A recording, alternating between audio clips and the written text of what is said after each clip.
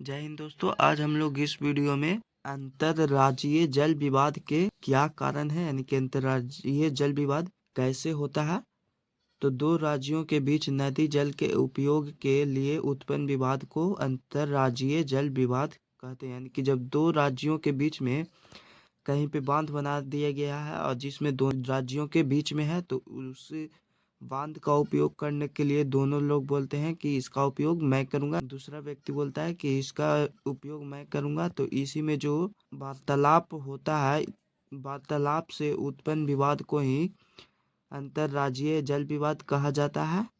देश के अधिकांश नदियां एक से अधिक राज्यों से होकर प्रवाहित होती है, यानी कि बहुत से ऐसे नदी हैं जो एक राज्य से दूसरे राज्य में होकर प्रवाहित होती है। अतः प्रत्येक राज्य अपनी सीमा क्षेत्र के अंतर्गत बहने वाली नदियों के जल का अधिकतम उपयोग करना चाहता है। यानी कि जिस राज्य के पास से होकर जो नदी गुजरता है, तो वह चाहता है कि इस जल का बहुत से ज़्यादा उपयोग हम करें और इसका लाभ सिर्फ हम ही लें और दूसरा राज्य इसका उपयोग ना करे, इसका लाभ दूसरा राज्य ना ले। इसी के कारण समीप क्षेत्र के अंतर्गत बहने वाली नदियों का जल अधिकतम उपयोग करना चाहते हैं।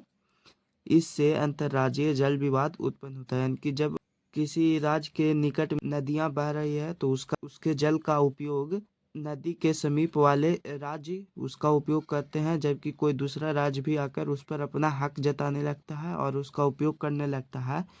तो इसी के कारण उन दोनों राज्यों के बीच में विवाद उत्पन्न हो जाता है और इसी विवाद को अंतर्राज्यीय जल विवाद कहा जाता है। तो आप लोग समझ गए होंगे और लिख भी लेंगे। आप सभी का अपना YouTube channel online study classes. धन्यवाद।